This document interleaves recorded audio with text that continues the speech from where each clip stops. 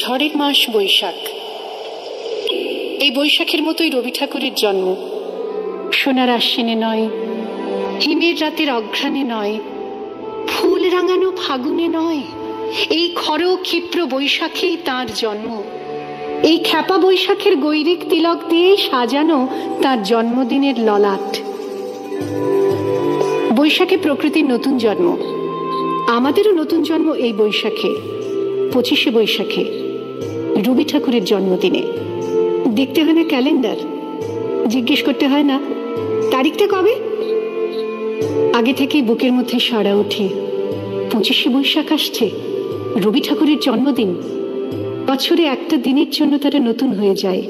চারপাশে নীলে লালে সবুজে হলুদে রঙিন ফুলের আলপনা, মাঝখানে খয়েরি রঙের সুতোয় রোজ দুপুরের না ঘুমানো চোখে কাজের ক্লান্ত অবসরে বোনা হয়ে চলেছে সেই 4টে লাইন।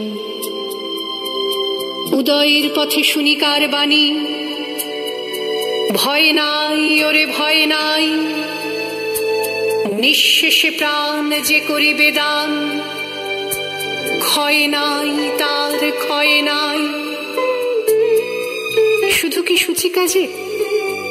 না, বিদেশকে চোখের সামনে দৃষ্টান্ত করে রাখার আন্তর্জাতিকতা রবি ঠাকুরের। আমাদের সংস্কৃতিকে মাটির কাছাকাছি এগিয়ে নিয়ে যাওয়ার সংকল্পে রবি ঠাকুর। আমাদের সভ্যতাকে দানবের হাত থেকে ছিনিয়ে নেওয়ার সংগ্রামে রবি ঠাকুর। আকাশে মাটিতে মনে এত যে বৃষ্টি পড়ে, তার ছন্দ রবি ঠাকুরের। এত যে ফুল ফোটে, তার গন্ধ রবি ঠাকুরের। তাই প্রতিদিনই তার জন্ম, কোনো দিনই তার মৃত্যু নেই।